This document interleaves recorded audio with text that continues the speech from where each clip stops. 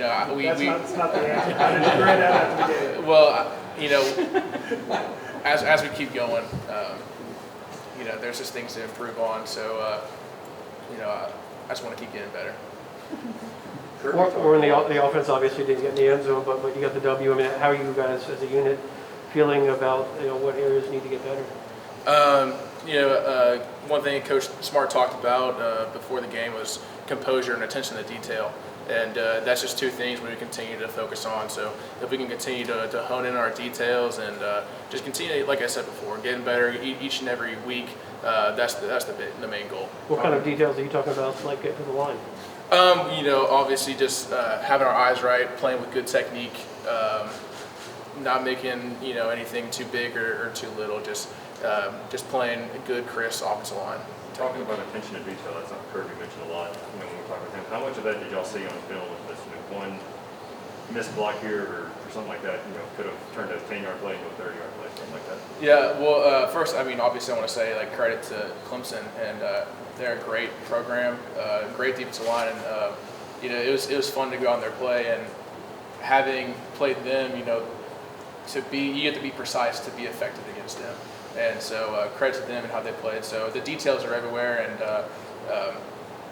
as we went through the game, we just had to try to hone in on everything we could. When you see those little mistakes, does it excite you more knowing that you're so close, or does it frustrate you more knowing that you're so close and plus in big plays? Well, in football and in life, you can never be perfect. So it's more exciting, really, just because now we can see what we did. We put the game to rest today. Now we can really focus in on UAB. That's our main focus now. Clemson game's behind us, but so now we just saw those mistakes we made, and now we can move forward with it.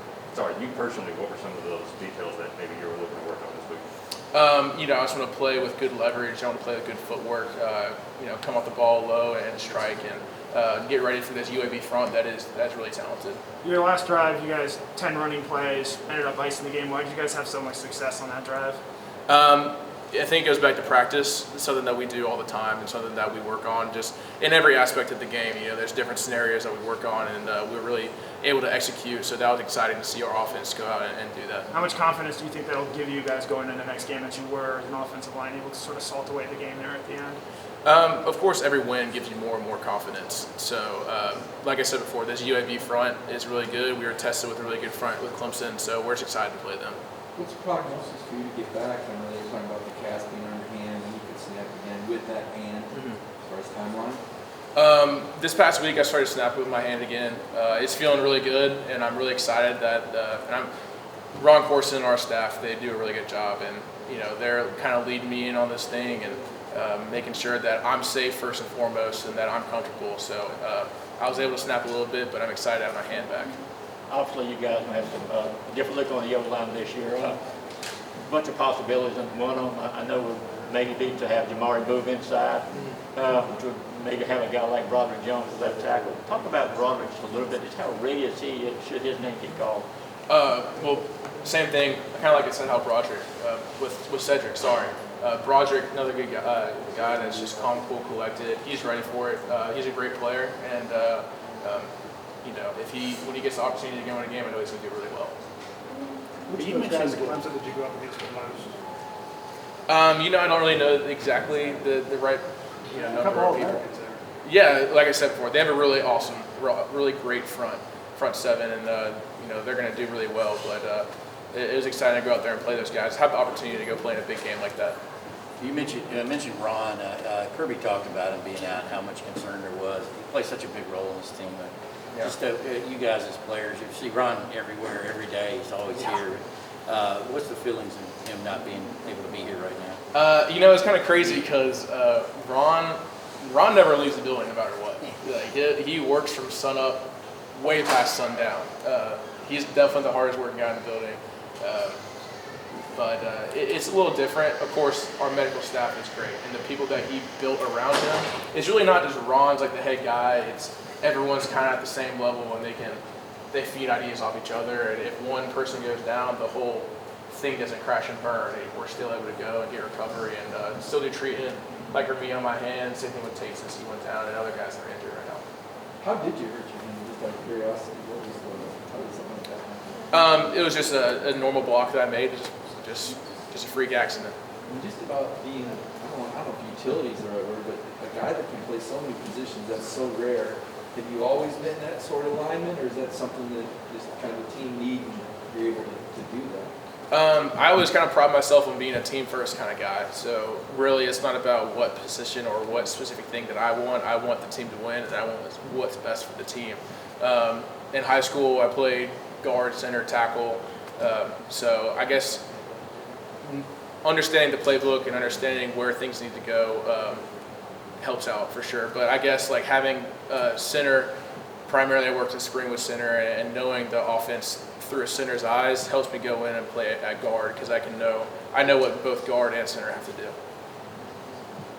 You said you knew that if one guard went down, you'd be the first guy in. Is there anything different that goes into preparing to come in at left guard versus right guard, or is it more or less the same? Or how would you evaluate that? I mean, there might be a few little things that are different, but either way, it's just the same assignments and just going out and playing ball. How the Cedric do calling out the protections? Cedric did really well, and I'm really proud of him and how he stepped up. I knew he was going to go out there and do everything he could for the team, so just excited for the opportunity he had, and I think he took the most of it. You also, sorry, at the first quarter, you guys seemed to have some success, but second, third quarter, it seemed to be a bit more struggling. Did you see anything different? Like I said before, Clemson's front seven was, they're great, and they're going to win a lot of games, and I think it was just like, I think one of our coaches said, it's just like a heavyweight fight, it's just going back and forth. So, it was just us kind of going at it the whole entire time.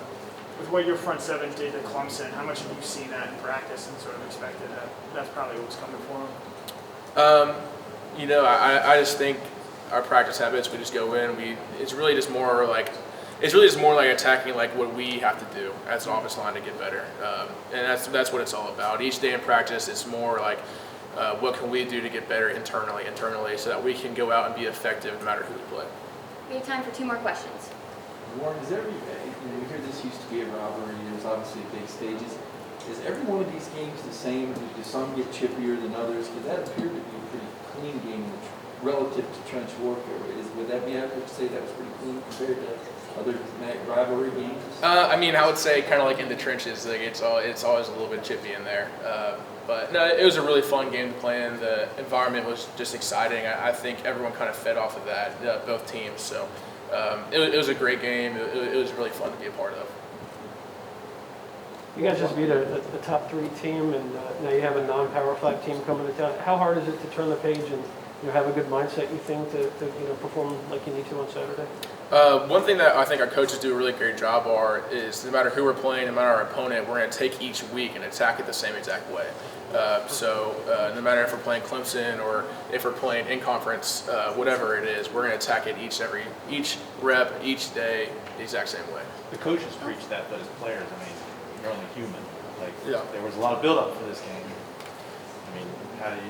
There's still 11 regular season games left, starting with this one. How much and I think that's the big thing is I think there's still so much left. And I know Coach Smart said that after the game, whether we win or lose, we have everything in front of us. So what we have to do is on Saturday go out and take full advantage of our opportunity. He said that before the Clemson game? He said that afterward when we talked to the reporters.